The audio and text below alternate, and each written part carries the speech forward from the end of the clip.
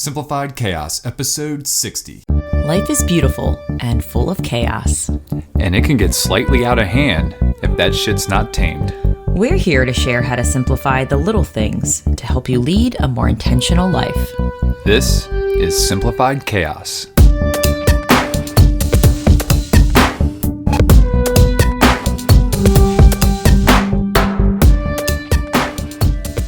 Hey, wonderful friends. Welcome to Simplified Chaos. This is Jillian, and I'm with my co-host, Nicholas. What's going on, folks? We've got another great episode here for you today. It's going to be a little bit more on the serious side. It is. Yeah. But, Jill, what are we going to be talking about today? The question that exhausts me the most. All right. You're going to leave the cliffhanger? I'm going to leave the cliffhanger. I like that. But before we get into that and before we show a little gratitude, Jilly, we're doing a little fundraiser. Yes, we are. We're selling Girl Scout cookies. Oh, God. Just Give me kidding. some Tagalogs. Thin mints for me. Thin mints. I was never really a thin mint person. I'm not the chocolate and minty flavor. It doesn't do it for me. It's not meant to be for you? Not meant to be. No. Give me some of that peanut butters. Yeah, so if you haven't seen, we have 15 days to raise some money, some funds to kind of help keep this podcast going. We really try not to use any advertising on here. And I know we could seek out sponsors and advertising to kind of help with costs because guess what? A podcast isn't free. No. And we knew that going into it. But, now that we're getting really serious, it would be really nice to have a little cushion to kind of help support this podcast. And if you are getting some type of value from it, it would be wonderful just to spread your love in a monetary way. Not a lot, but just support us through buying a t-shirt and a Simplified Chaos t-shirt with a awesome cocktail on front of it. Why wouldn't there not be a cocktail on there? There was a little contest to see which picture would be better, a picture of a latte, because we are coffee snobs. Yes, we do love our coffee. But we're also cocktail snobs too, and we may love our cocktails a little bit more. Our audience on Instagram voted. I mean, most people voted for the cocktail because they're like, that's you guys. Like, you're always drinking cocktails when you podcast. So that is the shirt we're putting out there as a fundraiser. And thanks to Custom Ink for, putting that together for us. And yeah, so if you are supporting us, it's a very nice, soft t-shirt. It would be so cool and so sweet of you guys to support us and purchase a t-shirt and kind of help keep this going. Yeah, so check it out. Check it out on our Instagram. It's at simplified.chaos and just go to our bio. The link's right there. I probably should put it on the website too. That's all right. Yeah. It's on both of our Instagrams at The Clean and Simple Life and simplified.chaos. Yeah. It is. So help us out, guys. We appreciate. We so do. And there have been a couple people who have already bought their t-shirts. So thank you guys for doing that. You guys are amazing. Yeah. So before we get into our topic, Jilly, what are you grateful for today? I don't think I've ever done this, but I'm grateful for my self-control. Ooh. Yeah. You usually don't have much self-control. I'm just kidding. Thanks a lot. I'm kidding. I feel comfortable sharing a lot of things that I normally don't share on social media, like on Instagram posts. But since this community is very tight and, it's just cozy and I feel comfortable speaking about things, a lot of things that I normally don't talk about in public to everybody. But I'm really beating around the bush here. You are. So today I had a meeting at school for a club that I'm chosen for. It's like a leadership. It's a leadership club, and I'm very grateful for it. And I've been in this club for a long time. But lately, there have been a lot of things that have been getting to me, and my stress and my overwhelm have been like tippity top about to like spill over. And today we were supposed to have a meeting, and instead of forcing myself to go, even though I knew it was going to make me feel not my best, I just sent out an email to my principal, who's amazing, and I just said, hey, I have an appointment today, but let me know how I can help out. Let me know what happens at the meeting, and I will be sure to help support whatever you guys are talking about today. But I realized that appointment, it wasn't a lie. Appointment was with my daughter. Yeah. I crave to see Lucille at the end of the day, and when there's too many things that are getting in the way, after school programs, meetings, I start to feel my body react in a way that I'm like, I need to fucking get out of here. Yeah. I need to be home. So today I listened to my body and I was like, I'm not going. I'm not going to feel bad about it. I'm not going to feel guilty. I'm not going to feel ashamed. I have an appointment with my daughter, and she is the most important thing to me. I mean, besides you and her family, but thank you. Yeah, I was like, I need to listen to my body and just get home. And I love the way that you look at things and how you're looking at that as an appointment with Lucille, as opposed to just like skipping out or something like that. I mean, she's a very important part of our lives. Maybe the most important thing. Maybe is the most important thing in our lives. For sure, yeah. But yeah, no, and you know, when things aren't going as well at work or whatever, or if things are a little bit different, and you know, you need to kind of step away from that stuff, and you know, that way when you do have to be there, you know, you can show up and be your best self. And that's, I think, an important thing that people don't realize and tend to lose track of, is that, hey, yeah, work is tough and it can be stressful. And sometimes you just need to step away from that. And even if it is something that's extracurricular or something that's in a leadership position, you have to show other people that you're willing to step away from that and say, hey, I need a break. This isn't jiving with me right now. For sure, yeah. Let me go home and spend some time with my daughter and go outside and splash in puddles.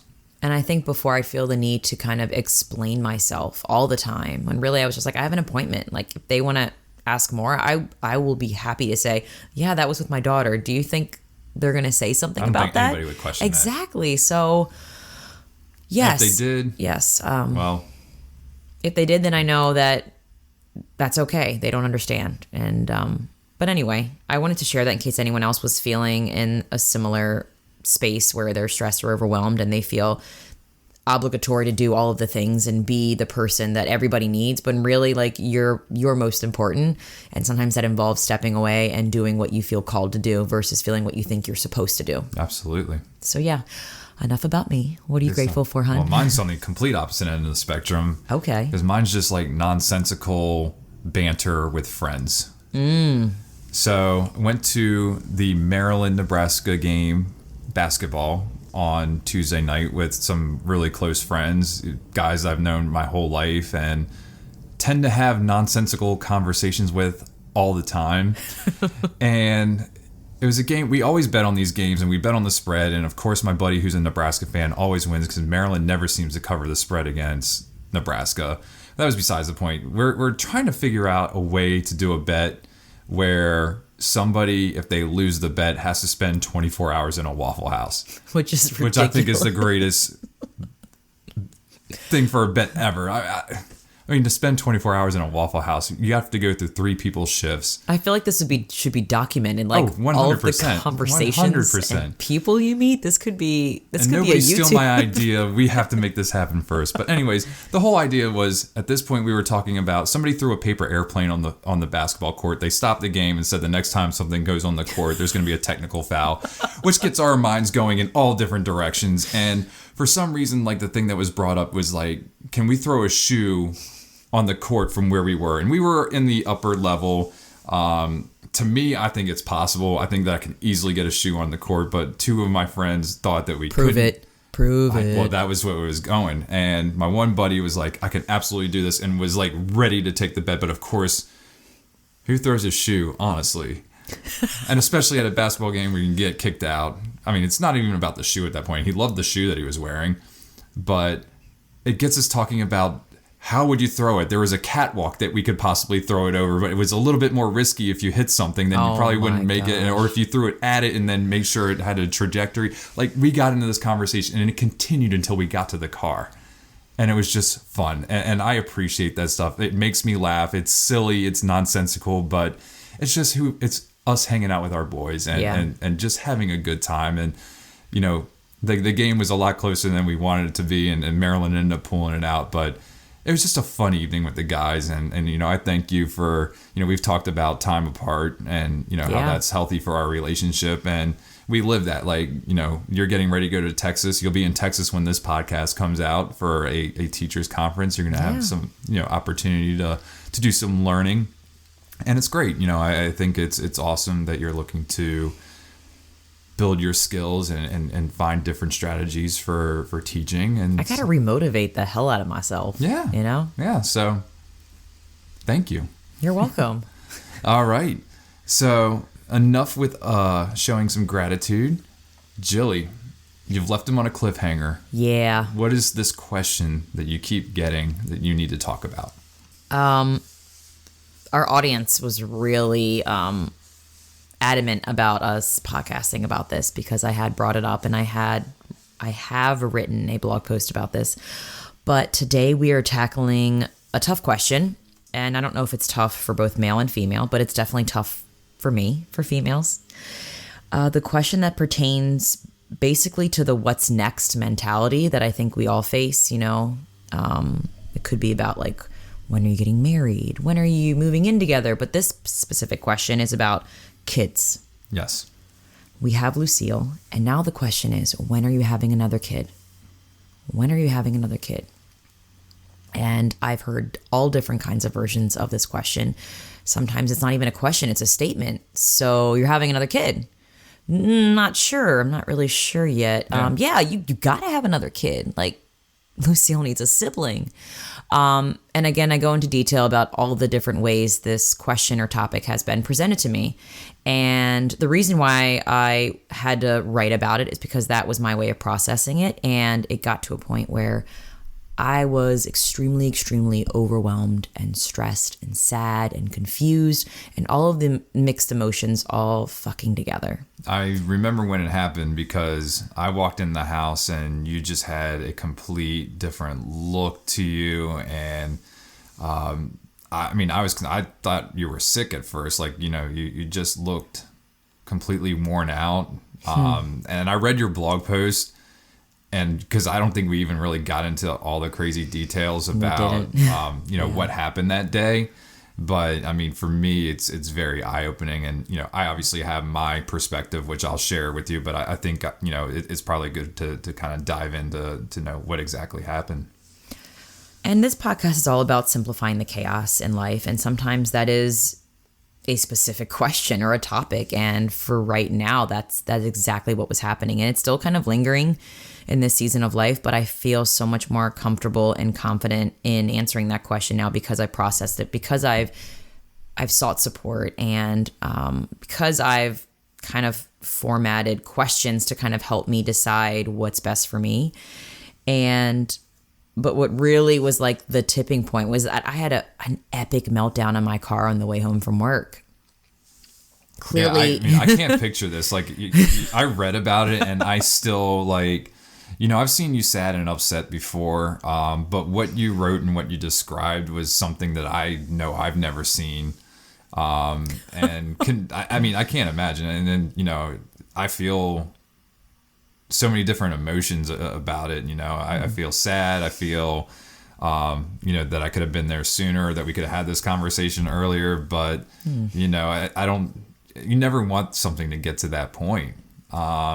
And it did, and obviously you were able to release what was, you know, holding, I don't want to say holding you down, but like what was like itching at you or whatever, you know, for a while. And I didn't realize it was such a burden. And I guess I just kept holding it in, and it was compounding and building on each other. And then finally it came out of me. Luckily it was in the car by myself. I mean, there might be some people passing me by that are like, this chick is fucking going nuts in her car. She's screaming, she's crying. What is happening? Is she going to have an accident? So it was quite a scene, but I'm just glad it didn't happen to somebody I loved. Like, I didn't take it out on somebody that didn't deserve to hear it or see it. And right. I've learned a great lesson in this experience that maybe I should have talked about this before it got to that point. But honestly, I don't think I even realized it was that bad until it was just like that last experience I had. I don't know what it was, but it was just like, I am gonna go fucking nuts. I think we talked about it, but we never really like went in depth about it. And you know, it could have been, maybe I could have questioned a little bit more, dove a little bit deeper. But I mean, when we were having those conversations before, you were just kind of expressing your frustration with it. But I didn't really know that it was much deeper than just the frustration. You know, it's like, hey, this person asked me again today, and it didn't seem like it was bothering you as much as it actually was. And looking back on it, I probably could have questioned a little bit more and maybe headed it off. But it got to the point, and it got to that point for a reason, and this is why we're talking about it now. And yes, yeah. So I think I figured out, and I kind of talk about this in the blog post, I figured out what it was that was making me so upset. And it was the fact that when people had stories about how if you're an only child, you're going to be lonely. How if you're an only child, like, who are you going to play with? The part that really got to my core was when somebody told me, like, what happens when you and Nick get old? Like, Lucille's going to take care of you by herself. And that, like, shit. Like, why would you say that? Right. Like, what is... Like, it just had me in my mind, and I'm probably going to get upset. I'm trying not to. But it had me so fucking mad. Not at that person. I mean, probably at the time, I was really fucking pissed at that person. But really, it's like, I don't know what the future holds for Lucille. And how do I know we're going to be a burden for her?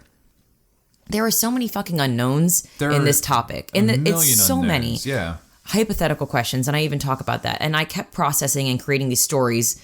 And everyone kept painting this picture of Lucille being lonely and Lucille being the only person that's there to take care of us, and then almost being a burden for her. So, of course, in my head, I'm painting this horrible picture of Lucille and her life of being an only child. And then as we get older, she has the job to take care of us by herself. And I'm like, this is so fucking exhausting mentally. But, and that's so unfair, too, because I've seen stories, and I know people who go through this, who they have siblings, but only one of the kids are actually taking care of the parents, and then they have resent and remorse against their siblings because they're not pitching in or pulling their weight with that. So I mean, there's always two sides of the story, and who's to say that we're gonna need her to take care of us?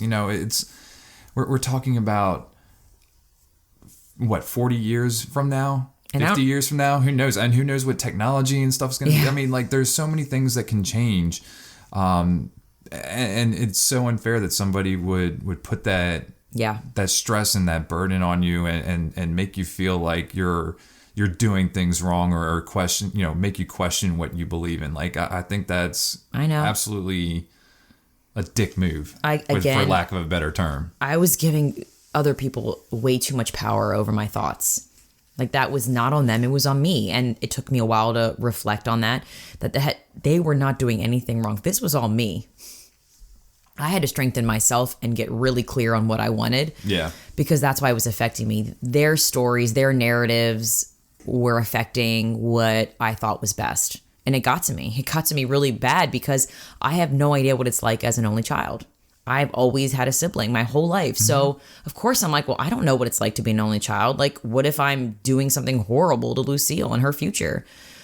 And again, you go back to, like, I hope to be thriving when I'm 100. If you haven't heard our interview with Michelle Knight, like, her goal is to be over 100 and fucking doing things like she's doing now. Like, that is my goal. I hope that, I know eventually we're going to die, and that's why life is so beautiful. But, I mean, I really hope to be around and energetic for as long as I can. And I don't want to fucking think about any burdens that we're putting on Lucille. Like, I just don't have that mindset at all. Mm-hmm. And the fact that they were putting that in me and that seed was growing and growing and growing, I gave their opinions, their thoughts way too much power. So it had nothing to do with them. It had everything to do with me. And I was carrying this baggage for too long in my head. And I should have known, like, any healthy relationship, like, I don't carry the baggage by myself. I need to share that with you. And I should have shared it earlier when I heard more comments before then, and I didn't. So if anyone is still struggling with this question, like, do yourself a favor and start sharing with somebody. Yeah. What would you, in that situation, would you say something differently, or would you just approach it differently and just kind of give them their piece and their mind and go off and do something differently? What would you change? If you had to go back through those different conversations, and I know I'm kind of putting you on the spot with that. No, It's good because somebody actually commented on my blog post and said that someone had been asking them those questions and they started giving really uncomfortable answers back to them. And I don't know what exactly it was, but Right. that was their way of dealing with it, and it actually shut people up. And I don't want to shut people up, but I do want to get them thinking that like there's more to having a kid than just what you're telling me. Yeah, I think, it has to be a conversation. So, I work in a field where it's like mental health and, mental health, especially in the workplace, which is, we offer workplace solutions, but it's still so stigmatized in the workplace and people can't have a conversation. And, our whole goal is to try to normalize those conversations. So I feel like if you just kind of, shake your head yes or whatever, or, don't respond. Yeah. That's not helping the situation. But at the same time, if you say something that makes people feel uncomfortable and they just kind of end the conversation there's no actual dialogue that's happening and they're not understanding where you're coming from. And I think that's what it's all about. Is you need to understand where they're coming from, but more importantly, they need to understand where you're coming from because they don't know what you've been through in order for us to just get Lucille. I mean, some people might, but other people don't. And that's not on them. Like you said, that's something that that's whether or not you put that out there, that's on you, but they don't know what you had to go through in order for us to even have this bundle of joy in our life. I did this once. Somebody at work basically told me how I have to have another kid, and I had the time to tell her. That's the one thing, is sometimes I feel like I don't have the time and space to go into detail about what happened, but I did say, it was really hard for me to get pregnant. And they're like, oh, it was? And I'm like, yeah. It's like, it took me a really long time. And you're right. I think making the time, and this is my fault. I should have made the time to kind of inform them. A part of me is like, I don't want to have to inform every single person. But I will say in that experience, I informed them about what a struggle it was to get pregnant. And the next day that person came to me and said, are you mad at me? And I said, why? And she's like, I feel like I shouldn't have said that. Like, I feel really bad. Like, they came kind of remorseful because they had no idea what my experience was. Right. So I do know that way is effective. It was just, I think I felt so rushed in my work environment that I didn't have the time and space to kind of inform everyone of my personal life. Right. And sometimes I don't want to have to, but I do see the benefit in sharing more when you have the time, because people do care and people are empathetic, but they don't know what they don't know. So unless you're willing to be open and share it, which I was with that one person in my work, I do see how that can create a ripple effect in clarifying the struggle of this question and this topic. It's not an easy question for a lot of women. And the reason I know that is because when I reached out on Instagram, because I was like, help, please tell me, like, help me process this question, this topic, because I am struggling so much. At least 30 women on Instagram messaged me with such amazing fucking feedback about just empowering me that this is your story, you created. And the part that really I needed to hear the most were the people who were only child. Right.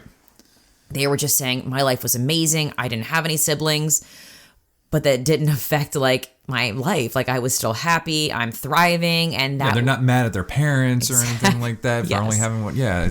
It's crazy. And, there are a lot of people don't weigh the positives and negatives on things. They only see it one way, but there's going to be so many positives if Lucille's an only child.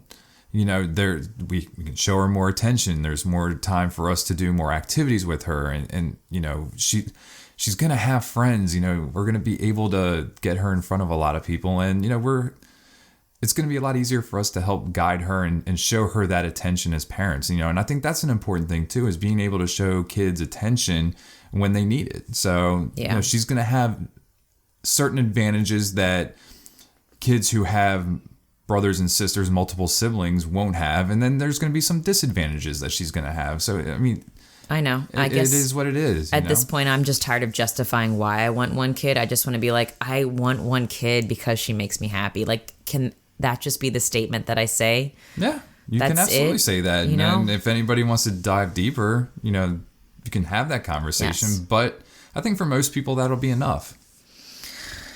But yeah, so I just want people to know that I just don't feel ashamed for seeking support on these tough questions. And it could be anything. It could involve children. It could involve getting married. It could involve whatever the next step is. And I feel like a lot of questions that make people frustrated are, what's next for you? Like, when are you doing this? Or when are you doing blank? And we feel rushed in this society. And that's the other problem, is that people make assumptions. Like when somebody asks you that, they're making an assumption without even having that first part of the conversation with you. So, it's like, okay, well, thank you for asking me that. Let's rewind that and ask me, am I... And it's another way you can ask it. Instead of saying, when are you having another kid? Are you guys thinking about having another kid? And that's a whole different conversation. Yes. It's a very different approach. And it's just changing the language that we use can be so impactful and make a difference in the way that the conversation goes. I'm sure if somebody asks you, are you thinking about having another kid? You're going to let your guard down a little bit and be like, you know what? Actually, no, we're just going to be good with Lucille. And then they can ask a follow-up question, or they can choose not to ask a follow-up question. They can accept your answer, or maybe they're curious and want to dive deeper. But then it's not putting you on the defensive right away. It's asking you, what are you thinking, rather than making an assumption and putting that, saying, okay, she's got one, she's going to obviously want to have another, and that might not be the case. I like that. I think that's great advice for anyone out there who wants to spark conversation with someone who does have kids, or maybe they don't. Just say, are you thinking of having kids? Yeah. Or are you thinking about getting married? Are you thinking about moving in with your boyfriend or your girlfriend or whatever? It's like, okay, there's just that simple change in language can change the whole conversation. Or even just saying, hey, how are you? Like, how are things going? Yeah. And then if that person's comfortable, they're going to share what's going on in their life, because people love to share about themselves. Yeah. Like, ultimately, we want to connect with people.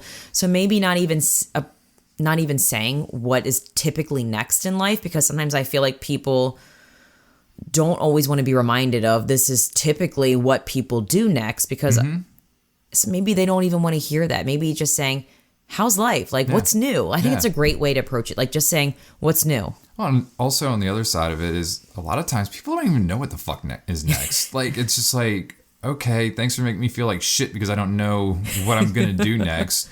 But yeah, I mean, oftentimes we don't have it figured out. We're figuring it out as we go along. Should you plan and have long-term goals? Sure. I mean, there are certain things that you need to do that. But oftentimes, I don't know what the fuck's next for me. Like, who knows? Like, tomorrow is another day and could bring something completely different to our lives than what we're seeing right now. So, yeah, I don't know what the fuck's next for us. It's funny because I just had this speech with my kids. I had quite a long speech with my kids today, and their behavior supposedly in the cafeteria was not the best. So we came back and had like a little powwow, and I told them, I was like, I know you think adults are mean, but really adults don't have it figured out either. And they may scream, or they may yell, or they may say something that you think is really hurtful. But honestly, they don't know how to process this. They don't know. They don't have all the tools and strategies either to handle all of you kids. So it's like, yeah, they're outnumbered like 100 to 1. I was trying to break it down to them. Like, their goal is to make sure you were eating in the cafeteria and you were safe. So they don't, believe me, when I tell you they want to connect and get to know you and want to hear your problems and help you process them, they do, but they just don't have the time to do it. And I don't have it all figured out. I was like, I don't know if you guys know this, but adults don't know everything, and adults don't have it figured out. And they were like, oh. I was like, yeah. I was like, I want you to be aware of this now, so in case this happens again, you can say, oh, they're not yelling at me because they're mad. They're yelling at me because they don't have the tools to deal with this in a way that's kinder. Yeah. And I know this is slightly off topic, but I'm just saying that, like, we don't have all it figured out. So maybe asking questions to people that don't involve what's the typical next step, just saying, how are you? What's new? That's it. Yeah. Plain and simple. We're going to keep it simple here on Simplified Chaos. That's right. That's what's what we new do. with you? That's right. But,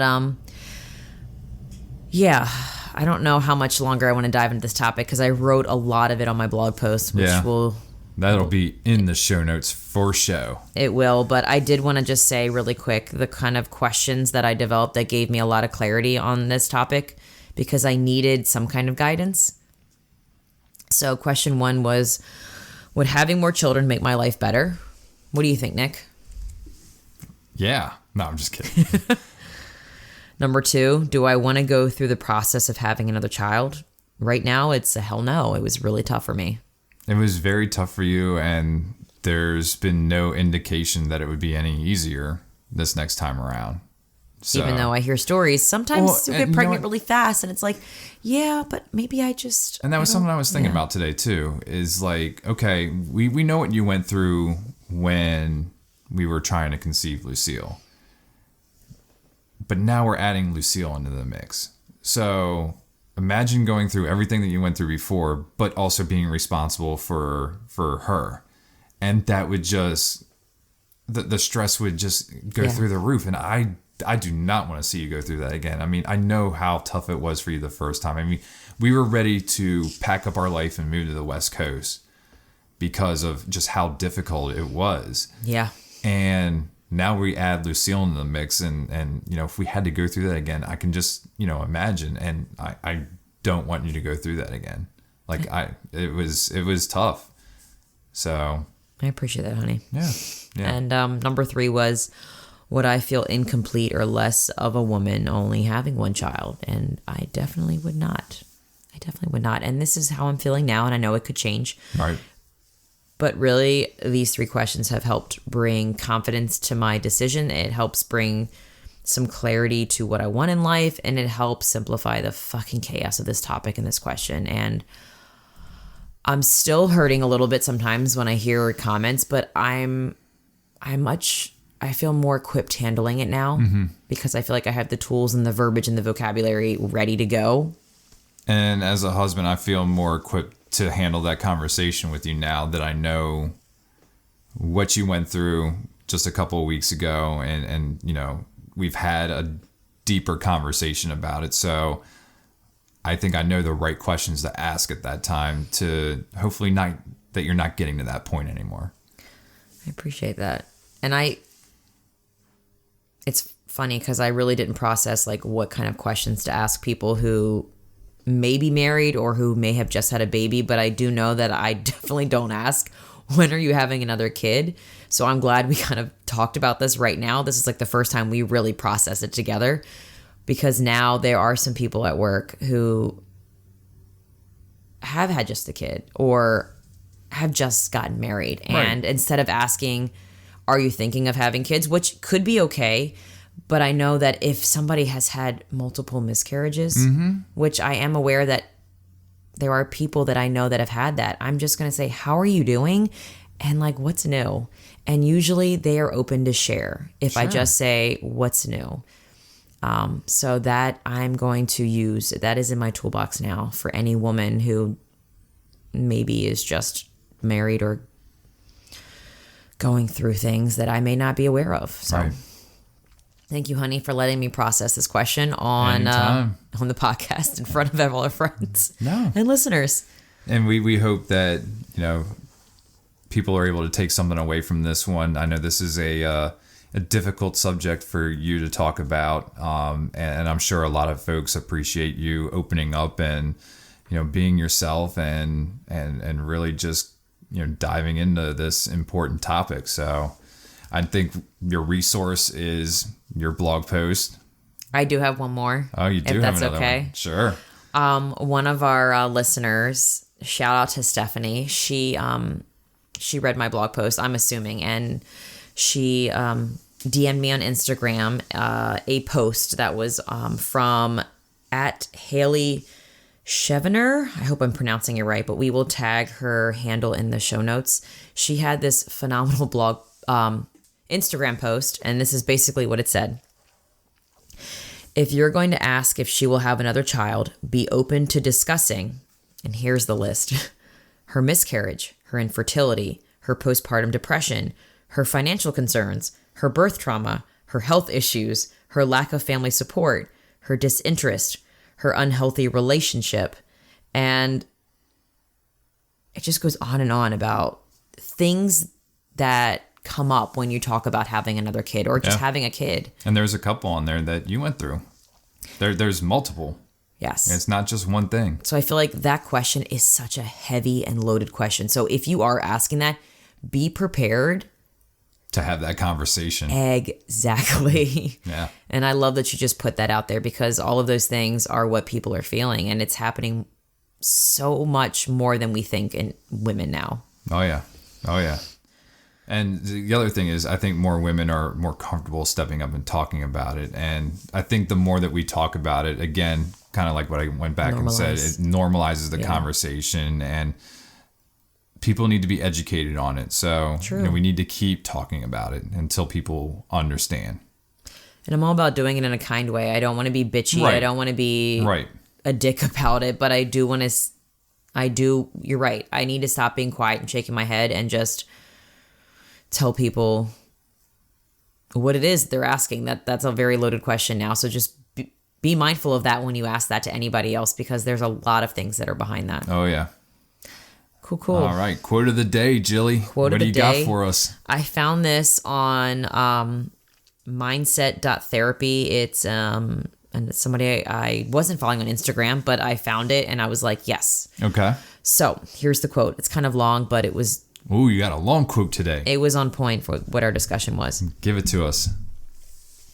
Self-control is strength. Calmness is mastery. You have to get to a point where your mood doesn't shift based on the insignificant actions of someone else. Don't allow others to control the direction of your life. Don't allow your emotions to empower your intelligence. I dig that. It was so loaded, but so exactly how I was feeling. Yeah. Absolutely. Good dig. I like it. All right. And take action challenge. So, hey friends, whatever you're facing today, just keep going, and please don't sit in it. Just feel it, process it, and fucking seek support and just share it, because you are not alone in whatever you're facing. I 100% guarantee if you reach out, you're going to find that there are so many people who are trying to process the same thing. And when you find that community, damn, do they help you process it, because man, they helped me process it. And I feel so much better letting it out instead of holding it in. Couldn't agree more. And that goes for anything that you're going through, not just this kind of issue. You can reach out, and there's always somebody who's going through something similar to you and can relate.